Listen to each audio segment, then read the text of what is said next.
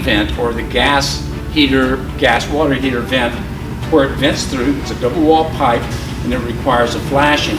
So the next step is, of course, we got to put the shingles on. We're going to put a few of them on so you can see how that works and comes up.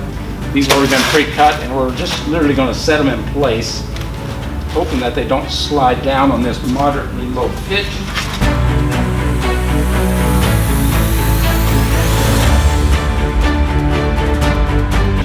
This is actually your true base flashing that lays into the shingles.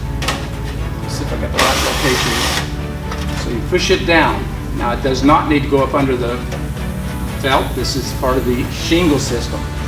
This will be fastened with screws that have neoprene seals on it.